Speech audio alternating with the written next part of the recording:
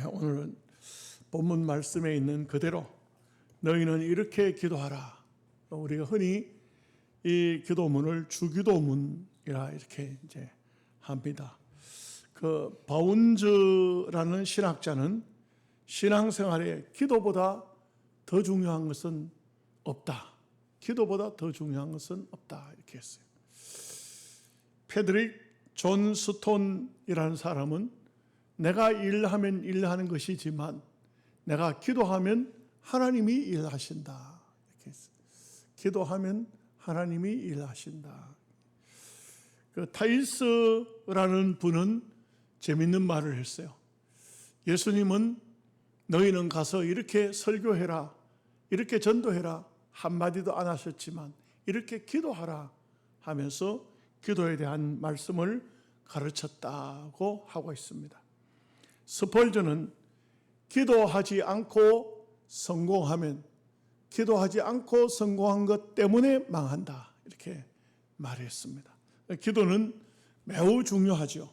성경에는 기도하라는 말씀이 너무너무 많이 나와 있지만 중요한 한 두 구절을 찾아보면 예레미야 33장 2절에서 3절 말씀에 일을 행하는 여호와, 그것을 지어 성취하는 여호와, 그 이름을 여호와라는 자가 이같이 이르노라.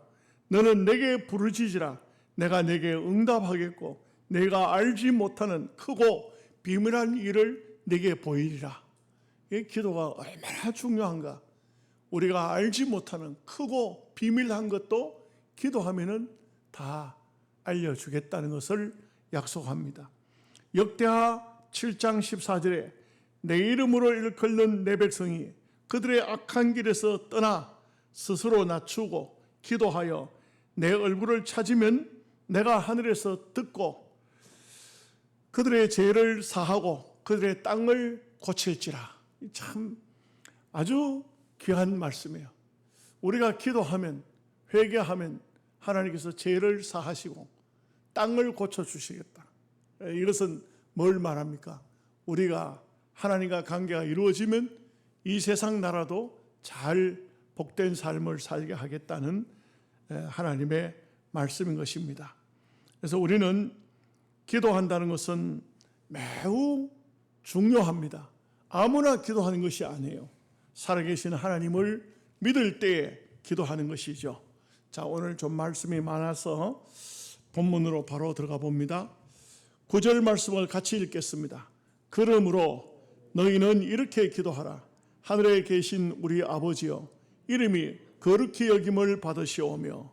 여기 이제 중요한 것은 먼저는 하늘에 계신 우리 아버지여 하고 불렀습니다.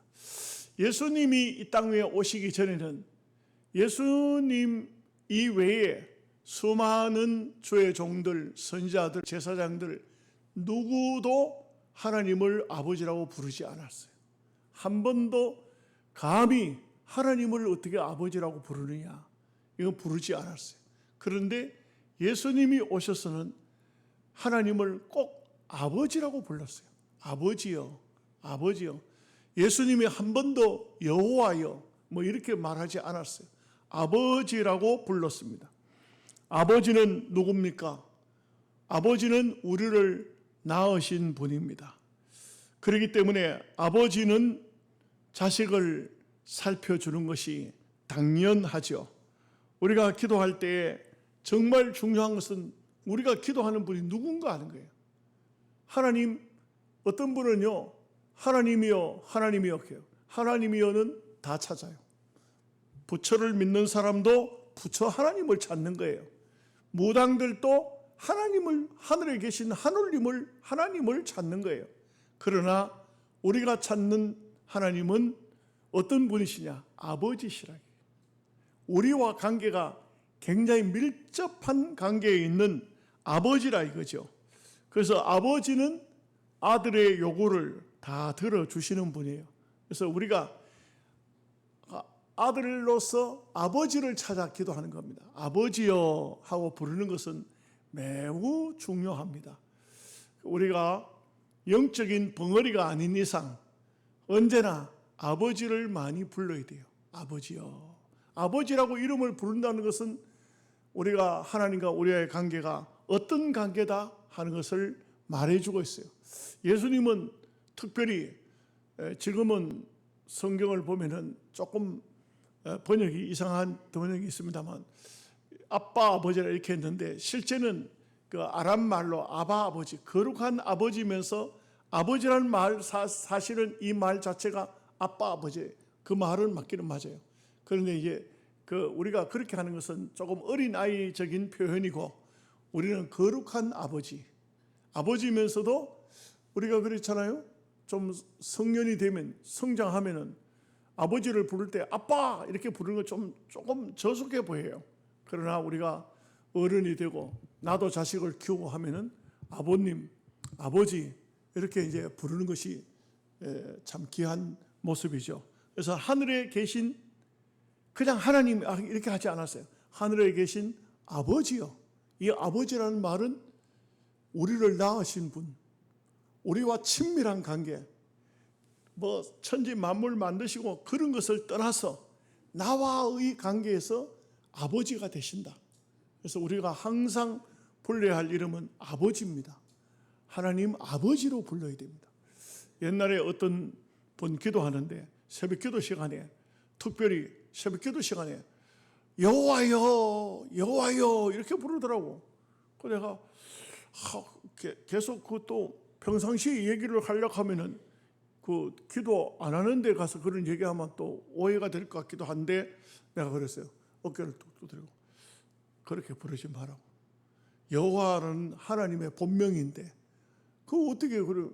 여러분들 아버지 이름을 그냥 막 부릅니까? 그거 그렇게 부르는 게 아니에요. 그분이 누구냐 할 때는 그분은 여호와 하나님이시다 이렇게 하지만 우리가 부를 때는 아버지, 하나님 아버지가 가장 정상적이에요. 그래서 하나님 아버지라고 불러요. 그 다음에 이제 어떻게 했냐면 이름이 거룩히 여김을 받으시오며, 이거 참 대단히 중요한 겁니다. 우리가 하나님 아버지를 부르면서 그 이름을 함부로 부르는 것은 안 돼요. 우리가 육신의 부모님도 자네 아버님이 어떻게 되시는가 하면 무슨 자를 씁니다. 함부로 이름을 부르지 않아요. 이와 같이 하나님을 부르는데도 하나님을 함부로 부르지 않는다.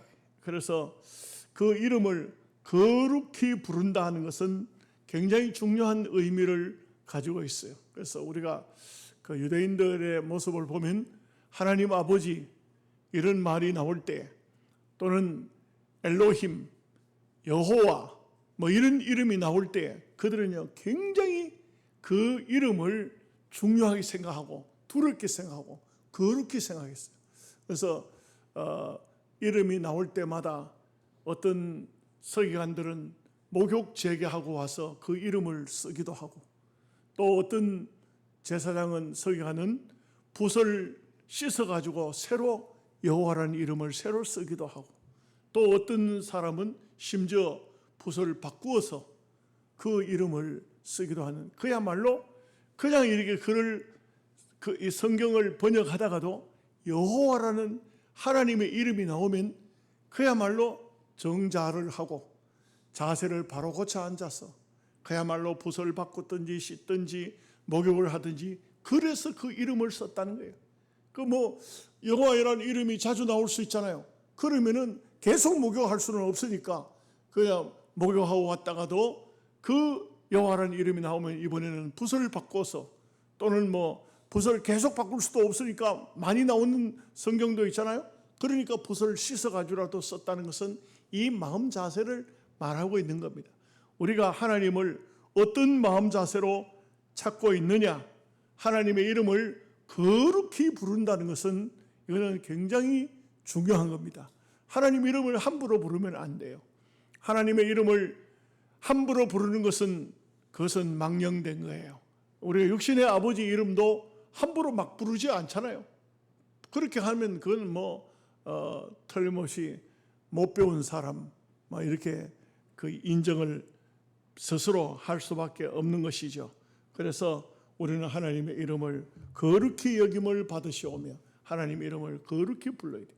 하나님의 이름을 거룩히 부른다는 것은 그 삶이 하나님 앞에서도 거룩하다는 것을 증명해 주고 있는 것입니다. 10절 말씀 다 같이 읽겠습니다. 나라가 임하시오며 뜻이 하늘에서 이루어진 것 같이 땅에서도 이루어지이다. 여러분, 여기도 참 중요한 것이 나라가 임하시오며, 나라는 하나님의 나라를 말하고 있습니다. 우리가 예수를 믿으면 우리의 마음 속에도 하나님의 나라가 임해야 돼요. 하나님이 다스리는 것이 하나님의 나라예요. 하나님이 우리의 마음을 다스려야 돼요. 그래서 우리가 주기도문과 동떨어진 삶을 살면 안 돼요. 이런 주기도문을 암송은 하면서 그러면서 하나님 뜻은 하나도 안 지켜요. 그렇게 하면 안 되잖아요. 며칠 전에 어떤 분이 이렇게 말하더라고요. 어떤 분을 비방하는 말을 해요. 그런데 그렇게 하면서 그 하사를 내게도 돌려가지고 노 회장도 이런 걸 알아야 됩니다. 이렇게 말을 하더라고요. 내가 그 내용을 알아봤어. 그런데 이분이 잘못 알고 있어요. 다투고 싸우는 쪽에 한쪽 얘기 들으면 안 되거든요. 한쪽 얘기를 듣고 이분이 이런 말을 하고 있는 거예요. 그래서 내가 그분에게 전화를 했어요. 사실이 이렇답니다 하고 말하면은, 그러면 그분이 그렇습니까? 내가 잘못 알았네요. 죄송합니다. 미안합니다. 이렇게 말을 해야 이게 정상이잖아요. 그런데 그 다음엔요, 그 말에 대한 대답은 않고 노 회장님이 그렇게 하면 안 됩니다. 노회를 똑바로 인도해야 됩니다. 노 회장님 하나님 앞에 바로 서십시오. 이거는 싸우자고 아예 작정하고 하는 말이 틀림없어요. 그래가지고는 노 회장이 하나님 앞에 바로 서야 됩니다. 우리 총회가 다 썩었습니다. 그거 왜 총회가 나옵니까? 자기가 잘못 알은 데 대한 것을 그것만 얘기를 해야 되지. 네? 그래서 내가 그분 보고 그랬어요. 보세요. 내가 답을 가르쳐 드릴게요. 보세요. 잘 들어보세요. 이번에 이 일은 내가 잘못 알았습니다. 그게 정답입니다. 내가 잘못 알았습니다. 미안합니다. 이렇게 해야 정답입니다. 그러니까 그분이 그렇게 말을 하는 것이 아니고 알았습니다. 알았다는 말은 무슨 말이에요? 이게 어떤 말이에요? 잘못 알은 것을 알았다는 말입니까? 내가 하는 말을 알았다는 말입니까? 이렇게 하는 것은 옳지 않거든요. 그 사람과 관계 속에서 그렇게 함으로써 제 마음 속에는 이분은 고쳐질 가능성이 전혀 없는 분이구나. 그렇다면 어떻게 됩니까? 피하는 것이 상책이겠다. 더는 이분하고 얘기를 안 하는 것이 내한테 신앙에 도움이 되겠다. 덕이 되겠다. 여러분, 우리가 살다가 뭔가 잘못했습니다. 누군가가 지적합니다. 아이고 그러네요. 알고 보니 그러네요. 죄송합니다. 이제는 내가 똑바로 알았습니다. 이렇게 하는 것이 정상이지. 그런 얘기하지 마세요. 다른 사람 안 그런 줄 압니까? 저 사람도 그렇고 이 사람도 그렇고. 자기의 합리화를 시키는 것은 절대 하나님의 사람이 할 일이 아니에요. 하나님의 사람은 마음속에 성령 하나님이 계셔야 돼요. 하나님이 계셔야 돼요. 하나님이 우리를 다스려야 돼요. 성령이 우리의 마음을 다스리는 것이 하나님 나라가 임한 거예요. 하나님 나라가 우리의 마음속에 왔다, 임했다. 그러면 내 생각이나 내 뜻이나 내가 잘못 알았네, 열받네, 그게 아니고 하나님이 나를 이끌고 하나님이 나를 다스리고 하나님이 하게 하시는 것을 알아야 하는 것입니다. 그렇지 않으면 우리의 삶은 삐뚤어지고 잘못된 삶을 사는 거예요. 여러분, 이런 얘기가 있어요. 어떤 R.A. 토레이라는 목사님이 그런 말을 해요. 우리가 신앙인으로서 살면은 하나님을 내 마음속에 계시는 삶을 살아야 되는데 내 삶은 전혀 하나님 없는 삶을 살아요. 내 고집대로 살고 내 의식대로 살고 내 뜻대로 살면서 남을 전도하겠다. 특별히 부인들이 남편을 전도하겠다. 자녀들을 보고서 너희들 예수 잘 믿어라. 안 된다는 거예요. 안 된다는 겁니다. 내가 진정으로 믿음으로 살고 정말 주님이 나 마음을 다스리고 계실 때에, 그럴 때에 주님이 나를 인도하고 계실 때에 그 말은 힘이 있고 능력이 있고 그 말은 성령이 역사하지만 나는 주님과 상관없는 삶을 살면서 누구에게 주님의 이름으로, 하나님의 이름으로, 예수님 이름으로 이렇게 한다는 것은 잘못됐다. 내 마음속에 하나님의 나라가 먼저 임해야 되는 겁니다. 그래서 여러분, 하나님의 나라가 임하는 그곳이 천국이에요. 그래서 하나님이 함께 하셔야 내 마음이 하나님 나라가 임한 것이고, 하나님의 나라가 임했다는 것은 하나님의 뜻을 순종에 따르는 거예요. 하나님 말씀을 순종에 따르지 않으면서 우리가 하나님의 나라가 임하시오며, 뭐 입으로만 백날 칸들 뭐 합니까? 하나님이 나라가 임하라고 해놓고는 하나님 나라가 안 임해서 전부 내 뜻대로 합니다. 내 고집대로 합니다. 내 마음대로 합니다. 그렇게 하는 것은 잘못된 것입니다. 나라가 임하시오며 하는 것은 하나님이 내 마음속에 임하시오며 이런 뜻이에요.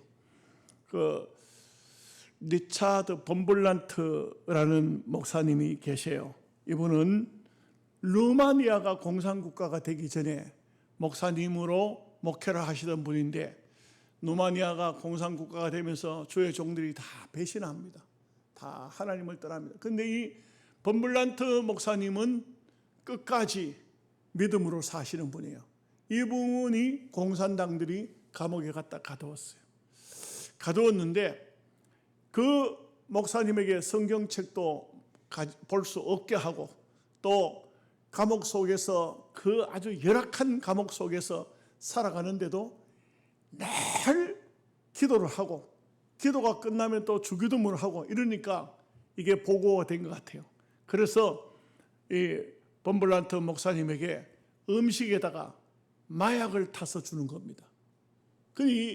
이 음식을 먹고 나니까 정신이 혼미해지고 막 너무 좀 이거 뭔가 자기가 이거 뭔가 음식 속에 뭔가가 들어있구나 하는 것을 알았어요.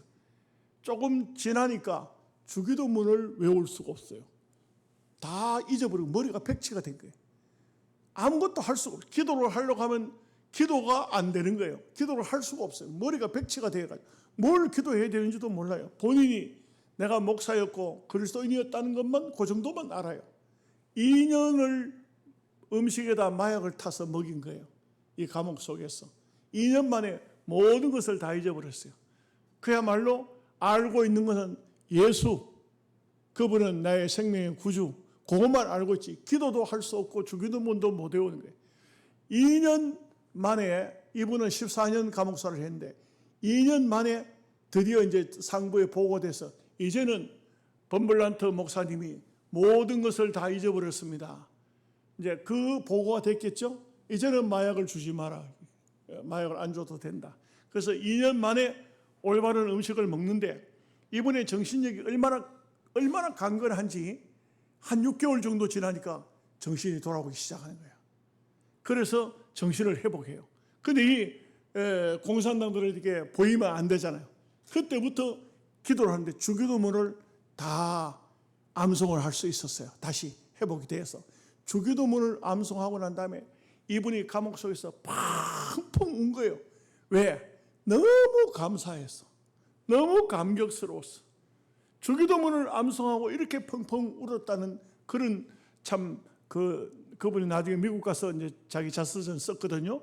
그런데 그런 것을 보면서 저도 그 글을 읽으면서 참 여러분 주기도문 암송하면서 그렇게 감사해 본 적이 있습니까? 감격스러워해 본 적이 있습니까?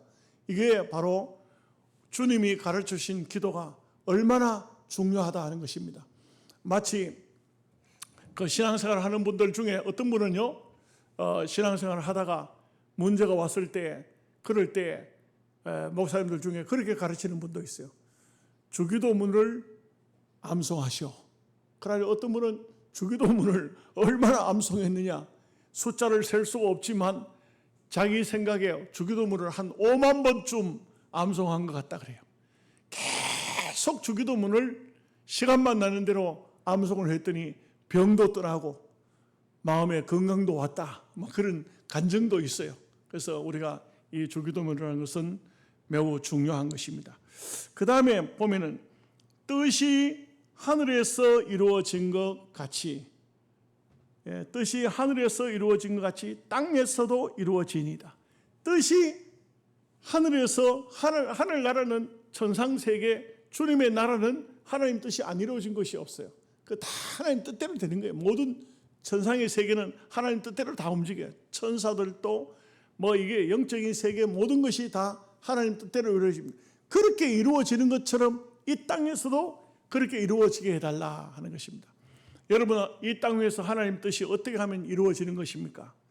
성경 구절을 보면은 많은 말씀들이 있지만 몇 구절을 찾아봅니다. 마태복음 18장 14절에 이 작은 자 중에 하나라도 잃는 것은 하늘에 계신 내 아버지의 뜻이 아니니이다. 그래서 보면은 한 영혼도 잊어버리지 않는 것, 잃어버리지 않는 것, 이것이 바로 하나님의 뜻이다. 하나님의 뜻을 찾을 때에 참 중요한 말씀이 아닐 수가 없습니다. 요한복음 6장 38절 39절 말씀에 보면 내가 하늘로서 내려온 것은 내 뜻을 행하려 함이 아니요 나를 보내신 이의 뜻을 행하려 함이니라. 나를 보내신 이의 뜻은 내게 주신 자 중에 하나도 잃어버리지 아니하고 마지막 날에 다시 살리는 이것이니라. 하나님 아버지의 뜻은요, 성경에 많이 나오지만 특별히 많이 나오는 것이 영혼을 찾아내는 것이 하나님 뜻이다. 한 영혼도 잃어버리지 않는 것, 이게 바로 하나님 뜻이다. 여러분, 참 중요한 것은 우리가 생각하는 생각의 이상이, 그 이상이 하나님의 뜻일 수 있어요. 주한장로교회 이제 은퇴를 하신 나경일 목사님이 하나님의 뜻에 대한 간증을 하시면서 그런 말씀했어요. 그 어느 날 자기 그 주한장로교회 앞에 그 외과 병원이 하나 있는데 그 병원에 목사님이 아마 정확히 몰라도 몸이 좀 안 좋아서 가셨는지 교회 앞에 있으니까 잠깐 들린 것 같아요. 들렸는데 불현듯이 병실에 있는 환자들을 전도를 좀 온 김에 전도를 좀 하고 가고 싶은 생각이 있어. 이 마음에 그 성령이 역사하니까 전도를 좀 한번 해야 되겠다 싶어가지고 병실마다 가서 별거 아니게 예수 믿으세요, 예수 믿으세요, 예수 믿으세요 하고 가는데 한 사람을 딱 보니까 이 사람은 이 몸이 벌써 목사님 생각에는 벌써 죽었어야 될 사람인데 몸이 버렇게 온몸이 썩어 들어가는데 불구하고 안 죽은 거예요. 그 의사 보고 물어봤답니다. 저 사람은 어떤 사람? 글쎄 말입니다. 저분은 우리 병원에 입원한 지 오래됐는데 아주 들어올 때부터 시원찮아서 벌써 죽을 줄 알았는데 참 세월이 흘러도 안 죽네요. 이러더라 그래요. 그 목사님이 생각에 이분에게 복음을 전해야 되겠다. 그래 가지고 그분 보고 예수 믿으십시오. 예수 믿으면 환자들에게 있어서 불신자들에게 있어서 가장 중요한 말이 무슨 말입니까?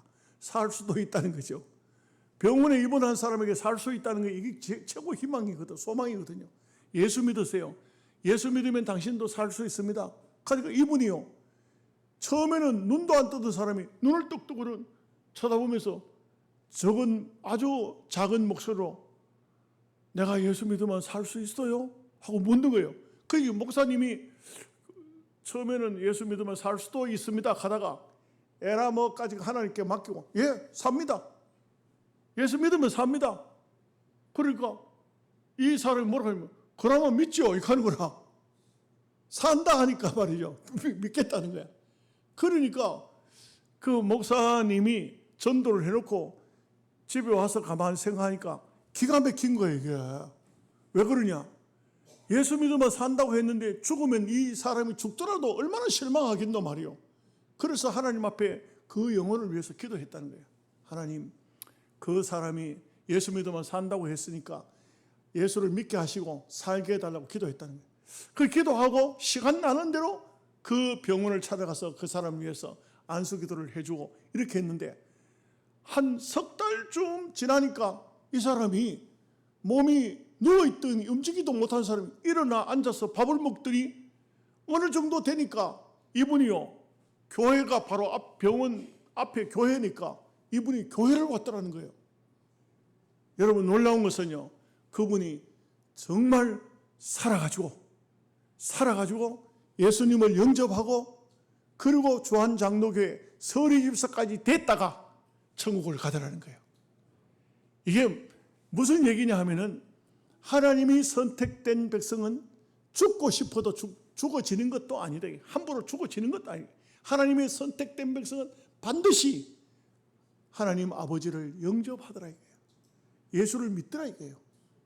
그 우리가 이것은 하나님의 뜻입니다. 한 영혼을 구원해내는 것은 결코 사람의 힘으로 되는 것이 아니고 하나님의 뜻이기 때문에 이것은 영적으로 한 영혼을 구원해내는 것, 이것이 매우 중요하다, 이렇게 우리가 알아야 됩니다.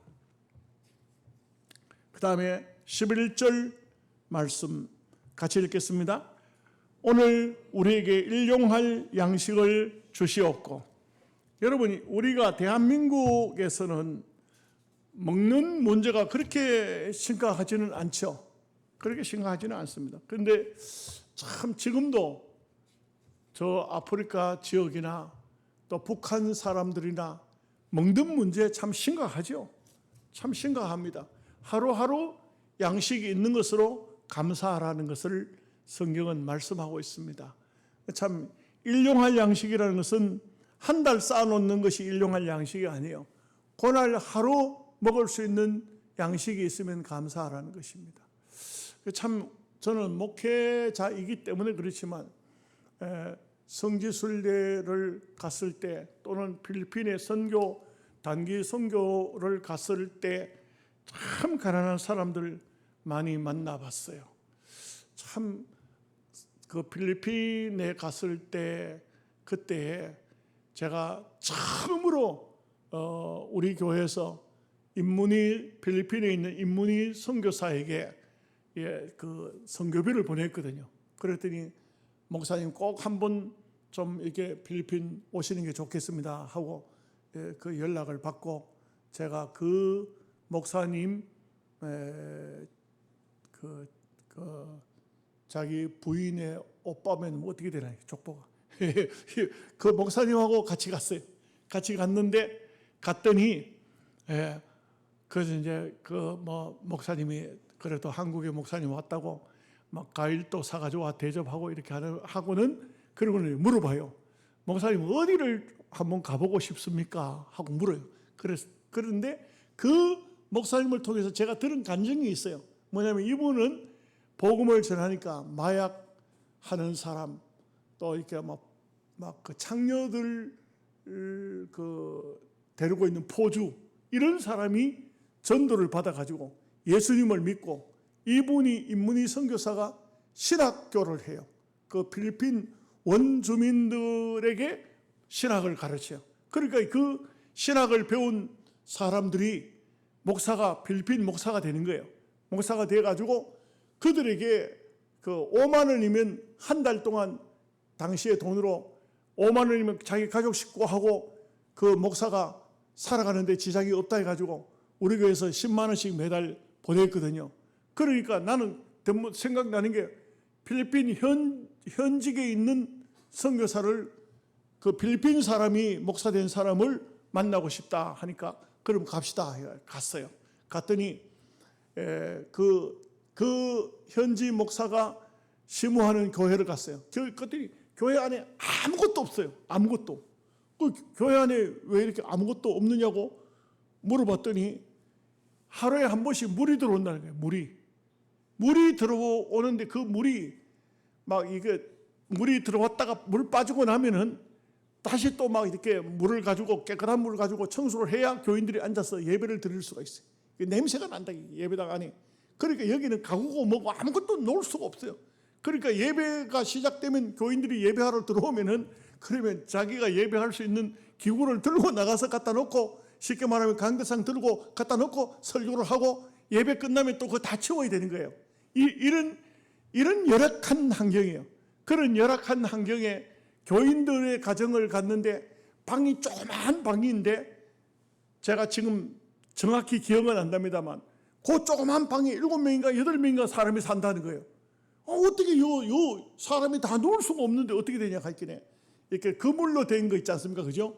그걸 이래 땡겨가지고 줄에다 걸어가지고 이리 걸고 저리 걸고 걸어가지고 그 사람이 잔다는 거예요. 그래서 야, 참 진짜 기가 막힌 환경이구나.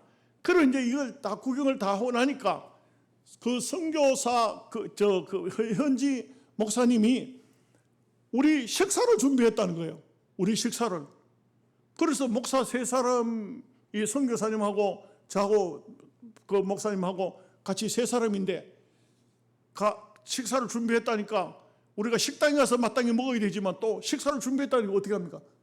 갈 수밖에 없잖아요. 준비했다는데 안 먹고 나올 수가 없잖아요. 갔어요. 갔더니 물고기 한 마리에다가 거기에다가 뭐 우리 중국집 가면 볶음밥 해주듯이 야채를 썰어서 넣고 거기다가 알람비 밥을 넣은 그 물고기 한 마리가 그 식탁에 다요. 다른 반찬 아무것도 없어. 그거만 하고 그 다음에 젓가락 세 사람 젓가락하고 그 다음에 숟가락을 3개를 얹어놨는데 숟가락 3개가 다 틀려요. 하나는 오른 숟가락, 하나는 군용 숟가락, 하나는 플라스틱 숟가락. 이 세 개를 채워놨어요. 그렇게 먹는데 좀 죄송한 얘기입니다만 한 숟가락 떠먹었는데 모래를 집어넣은 것 같아요, 입안에. 이거 내가 앞만 씹어도 안 넘어갈 것 같은 느낌이 들어. 너무너무 이 음식이 형편이 없어요. 그런데 더 중요한 것은 이렇게 보니까 그 사람 가족들은 아무것도 안 먹고 있어요. 식사 시간이면 우리한테 왜 음식을 차리고 자기들은 안 먹어요? 그런데 선교사님 보고 물어봤어. 왜 저분들은 안 먹느냐 하니까 목사님, 우리가 먹고 남기면 저 사람들이 먹는다는 거야. 그래, 그 얘기를 들으니까 숟가락을 들고 먹어야 되는지 안 먹어야 되는지를 잘 모르겠어요. 참 그래요. 그런데 부부하고 거의 고등학생 정도 돼 보이는 학생 아이가 있어요. 그런데 이상하다. 저 아이 정도면 학교를 가야 될 텐데 어째 학교를 안 가고 있느냐. 그렇게 생각을 하고 기도를 하는데 예배당에서 기도를 하는데 어떤 생각이 드느냐 하면 너 주머니 지갑에 들은 돈 이 사람들을 위해서 주고 가라. 너는 한국에 가면은 교인들도 많고 사례금도 넉넉히 받고 사는데 아무 지장이 없지 않냐. 네 주머니에 든 그 돈을 주고 가라 하는 그런 마음의 감동이 밀려왔어요. 그래서 제가 감동이 왔을 때 장창수 목사가 감동 왔다고 막 사모님들 돈 5만 원씩 주듯이 나도 지갑을 꺼내서 돈을 다 꺼냈어. 5만 페소였어요. 5만 페소에 돈을 다 꺼내가지고 그래가지고는 그 선교사님, 그 현지 목사님 손에다가 지어줬어요. 지어주니까 선교사님을 통해서 물어봐요. 이 돈은 무슨 돈이냐? 그래서 내가 그랬어요. 당신한테 주는 돈이다. 힘내서 주의 일 하라. 이렇게 이제 선교사님을 통해서 그렇게 얘기를 했어요. 근데 그분이 그 돈을 받자마자 눈물을 쭉 흘려요. 그러면서 뭐라고 필필 말로 하는데 선교사님이 얘기해요. 아들이 학교에 갔다가 등록금을 못 내가지고 쫓겨왔다는 거예요. 쫓겨와서 지금 집에 가 있는데 부인이 자기 남편을 보고 당신이 왜 목사를 해가지고 목사를 안 했더라면 나가서 돈 벌어가지고 오면 아이 공부라도 시킬 텐데 하나밖에 없는 아들을 공부도 못 시키느냐고 그렇게 이제 참 자기 남편을 구박을 했는데 아침에 기도하면서 하나님 왜 나는 이렇게 너무 가난합니까? 아들을 공부시킬 수 있도록 해달라고 그렇게 기도했다는 거예요. 그런데 오늘 그 돈은 그 선교사님이 나중에 와서 얘기해요. 5만 페소라는 돈이 어떤 돈이냐? 공무원 7달 월급하고 맞먹는다 그래요. 하나도 안 놀라시는구나. 우리나라 돈이 그만큼 커요. 그 나라에서는. 5만 페소라는 돈은 우리한테는 그저 한 100만 원 좀 넘는지 모르겠어요. 그런데 그 사람들은 공무원 7달 달 공무원 월급하고 똑같다는 거예요. 그래서 그 사람들이 나한테 참 눈물을 흘리면서 고마워하는 그런 면을 보았어요. 여러분, 제가 왜 이런 얘기를 하냐? 우리는 지금 먹을 것이 넉넉하고 풍성하지만 그 사람들은 하루하루가 살아가는 것이 힘들더라고요. 그 인문희 선교사가 이런 말을 해요. 이 지역 사람들은 하루에 한 끼니 먹는데 일주일이면은 밥 7그릇 먹으면 끝난다 이게야. 그런데 자기의 소원이 있다면 그 교회에 나오는 교인들에게 일주일에 한 끼니만 더 8끼니 먹도록 해주는 것이 마음의 소원이라고 그래요. 하루에 밥 한 끼니. 이해가 되십니까? 난 잘 이해가, 처음에는 참 이게 뭔 말인가 이래 싶었는데, 이 사람들이 얼마나 힘든 사람들이면 하루에 우리처럼 밥 3끼니가 먹는 게 아니고 한 끼니 먹는데, 일주일이면 7끼니 먹는데, 그 중에서 한 끼니씩 더 해가지고 14끼니 먹게 하는 것이 아니고 한 끼니만 더 먹도록 해주는 것이 목사님이 간절한 소원이라고 이렇게 말하더라고요. 그래서 이러할 양식이라는 것은 이만큼 그들에게는 귀한 양식이 되고 있어요. 그 중동 지역 이런 가난한 국가들 가면 한국 사람들 보면 1달러만 기부미 1달러 주면은 그 1달러면 가족 식구 4명이서 밀가루를 사서 하루를 먹고 살 수가 있다는 거예요. 우리는 돈 1,000원 아무것도 아니잖아요. 그 당시 1달러면 1,000원이었어요. 1,000원인데 뭐 1,100 얼마, 뭐 1,200 얼마 이렇게 할 때인데, 그 1달러면 아무것도 아니지만 그 사람들은 1달러면 4명의 가족 식구가 하루를 먹고 살 수 있다는 그런 거예요. 그러니까 얼마나 이 힘들고 어려운 시대예요. 예수님 당시에 보면 보리떡 5개 물고기 2마리를 5천 군중이 먹었잖아요. 배불리 먹었다고 예수님을 왕삼으려고 했잖아요. 그럴 정도로 일용할 양식은 이와 같이 귀중한 것이었어요. 12절 말씀 다 같이 보겠습니다. 우리가 우리에게 죄 지은 자를 사하여 준 것 같이 우리 죄를 사하여 주시옵고. 이게 참 이 말씀도 매우 중요합니다. 우리에게 죄 지은 사람들 중에 때로 이런 말을 해요. 그 사람은 용서가 안 돼. 용서가 안 되는 사람이 있을까요? 예수님은 하나님 앞에 어떤 죄를 지었더니 간에 우리가 예수님을 믿음으로써 원죄가 사함받고 또 내가 지은 자범죄가 사함받아요. 사실은 엄격히 말하면 이렇습니다. 신학적으로 보면 우리가 하나님 앞에 회개 기도해서 죄 사함 받는 거 아닙니다. 여러분, 엄격히 말하면 예수님이 십자가에 못 박혀 죽으심으로써 우리의 죄는 이미 다 사해졌어요. 이 원죄가 사해진 거예요. 자범죄는 우리가 그 자범죄, 우리가 지은 뭐 간음죄, 무슨 뭐 도적질죄, 이거 무서운 죄로 보면 살인죄, 굉장히 무서운 죄로 봅니다만, 물론 구원받은 하나님 백성이 그런 죄는 안 걸려들겠죠. 죄를 안 짓겠죠. 그러나 그런 죄 지었다고 지옥 가는 것이 아니에요.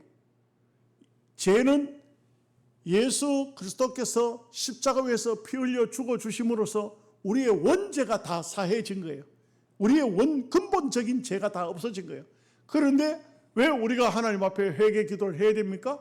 그것은 우리의 삶을 정결하게 하고 깨끗하게 하기 위한 하나님의 방법이에요.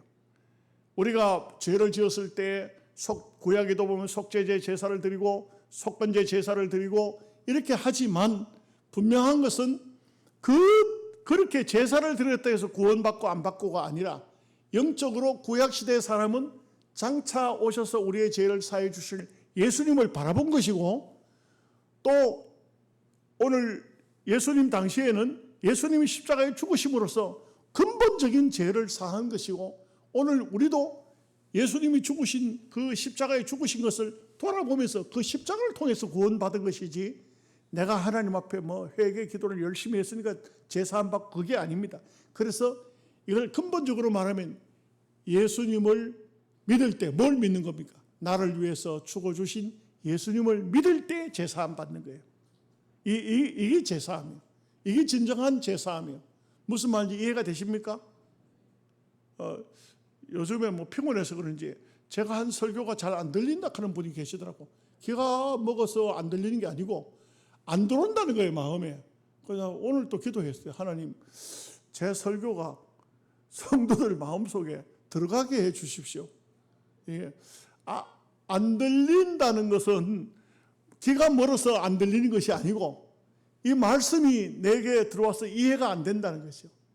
안 된다는 거예요. 그러기 때문에 참 이게 중요한 문제가 아닐 수 없어요. 그래서 우리가 하나님 앞에 예수 믿을 때 제사함을 받아서 그러면 사실 엄격히 말하면 누군가가 나에게 잘못을 해도 내가 용서해야 돼요. 힘들어도 용서해야 돼요. 왜 용서해야 되느냐?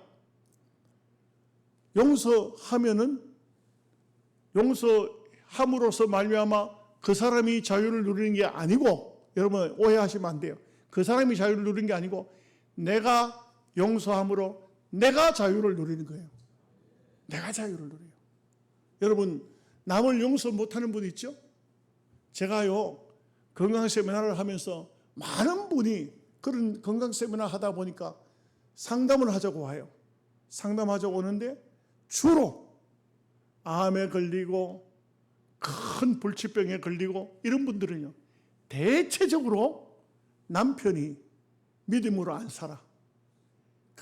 거의 못된 짓을 해. 바람을 피우고 이상한 짓 하고 그러면 주로 부인네들이 못 견뎌요. 이혼을 해. 그 이혼을 하고 나면 그 다음에는요 자기에게 병이 와. 근데 잘 들어보세요. 이혼한 그놈은 병 안 걸려. 이해가 되시는지 모르겠네요. 죄를 짓고 이혼 당했죠. 그놈은 괜찮아. 잘 먹고 잘 살아. 그런데 그걸 용서하지 못한 그 부인은 무슨 위암이 걸리고 유방암이 걸리고 자궁암이 걸리고 주로 보면 여자분들이 차라리 용서를 했으면은 오히려 마음의 평안과 기쁨이 올 텐데 그걸 용서하지 못하고 끝까지 이혼을 해버리고 난 다음에는 자기에게는 그 타격은 말로 다 할 수 없어요. 엄청난 타격이 와요. 그래서 그만 암에 걸려. 본인이 먼저 죽는 거예요. 그래서 예수님께서는 하나님께서 우리를 용서해 주신 것처럼 형제의 잘못도 용서하라는 거예요. 그 사람이 잘했고 못했고 떠나서 내 자유를 위해서, 나의 마음의 평화를 위해서 용서하라는 거예요. 아멘 하십니까? 아멘이 됩니까? 예, 그래서 우리는 어떤 사람, 나 그 사람 용서 못해. 내 눈에 흙이 들어가도 용서 못해. 그러지 마시고. 용서해야 내 마음이 편해. 예. 지금까지 용서 못한 분들 계시죠? 고백해봐. 나는 용서 그 사람 못해. 하십시오. 내가 편해져. 내 마음이 편해져. 내가 삶을 바르게 살 수가 있는 거예요. 자, 13절 말씀 같이 읽겠습니다. 우리를 시험에 들게 하지 마시옵고 다만 악에서 구하시옵소서. 나라와 건세와 영광의 아버지께 영원히 싸움나이다. 아멘. 이렇게 했어요. 여러분 여기는 두 가지를 말하고 있어요. 우리를 시험에 들게 하지 마옵시고 다만 악에서 구하시옵소서. 이 시험이라는 것이 그 원문 보면은 헬라어 말씀이 페이라스몬이라는 말인데 테스트, 또 영어로는 템포테이션이라고 해서 유혹을 말하고 있습니다. 남을 깨워서 이상한 방향으로 끌고 가는 것을 유혹이라고 합니다. 그래서 유혹, 미혹 이런 말을 하는데 그런 곳에 들지 않게 해달라 이렇게 기도하고 있어요. 그래서 우리는 참 우리 스스로는 어떤 유혹이나 미혹이나 이겨내기가 어렵습니다. 쉽지 않습니다. 하나님 앞에 늘 기도해야 됩니다. 하나님, 그 참 우리가 믿음으로 살면서 이상한 곳에 미혹을 안 받는다는 거, 이것도 큰 축복이에요. 큰 축복.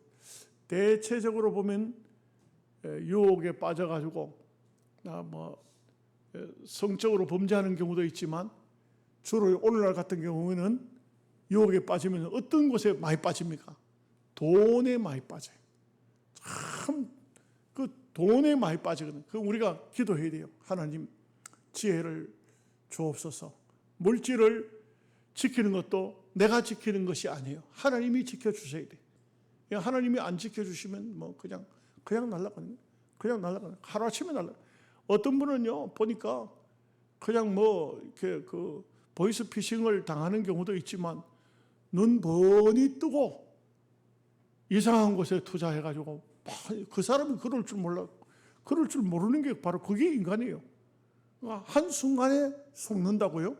하나님께서 다 지켜주세요. 그런 유혹에 빠지지 않도록 해달라, 이렇게 기도하는 것이죠. 그래서 다만 악에서 구하시옵소서 하는 것은, 악이라는 것은 실제적으로 보면 블랙홀, 지옥을 말하고 있어요. 그 악에 빠지지 않도록 해달라. 하나님 앞에 늘 그렇게 기도해요. 그 다음에 여기 이제 갈로가 되어 있어요. 나라와 건세와 영광의 아버지께 영원히 싸움나이다. 아멘 했는데, 요거는 여러분 신약 성경은 원본이 하나도 안 남아 있어요. 왜 그러냐면 파피루스라는 것이 갈대를 그걸 아주 잘 정교하게 다듬어서 이렇게 붙여서 그걸 이제 만든 거예요, 종이를. 그래 거기다가 쓴 글씨이기 때문에 요거 얼마 안 지나면 파피루스가 다 이렇게 사가 없어져요. 그래서 서기관들이 계속해서 써야 되죠. 그 원본은 없어요. 근데 여기 갈로 든 것이 어떤 사본에는 없다 이거예요. 어떤 사본에 있는데 어떤 사본에는 없다 이거예요. 그 없으니까 이것은 우리가 판명할 수 있는 것은 아니에요. 예수님께서 친히 이 말씀을 하셨는데 어떤 사본에 빠뜨렸는지, 아니면 어떤 사본에는 없는 말을 서기관이 자기가 써넣었는지 정확히 알 수 있는 방법이 없어요. 그래서 여기에 갈로를 딱 해놓은 거예요. 그래서 요 갈로된 모습이고, 자, 그 다음에 14절 15절 말씀은, 여기 말씀은 우리 다 같이 한번 읽겠습니다. 너희가 사람의 잘못을 용서하면 너희 하늘 아버지께서 너희 잘못을 용서하시려니와 너희가 사람의 잘못을 용서하지 아니하면 너희 아버지께서도 너희 잘못을 용서하지 아니하시리라. 이거는요, 주기도문을 다 하고 난 다음에 주기도문 중에 가장 중요한 핵심이 뭔가를 말하고 있어요. 가장 주기도문 핵심이 뭐냐면 용서하라는 거예요. 용서. 여러분, 이 세상에요, 용서하지 않고 사는 것은 굉장히 힘들어. 정말 나에게 피해를 끼치고 나에게 고통을 준 사람을 나는 끝까지 용서 안 할 거야. 내 눈에 흙이 들어도 용서하지 않을 거야. 그게 가장 힘들다고요. 제일 힘든 게 남을 용서하지 않는 거예요. 여러분, 가장 좋은 것은 어떤 사람이든지 용서하는 겁니다. 그것은요, 그 사람을 위해서 용서하는 게 아니에요. 앞에도 말씀드렸지만 나를 위해서 용서하는 거예요. 내 마음이 평안하려고 하면 다 용서해야 돼. 다 풀어야 돼. 맺힌 거 있으면 안 돼요. 다 풀고 다 용서하고 그렇게 사는 삶을 살아야 됩니다. 기도하겠습니다.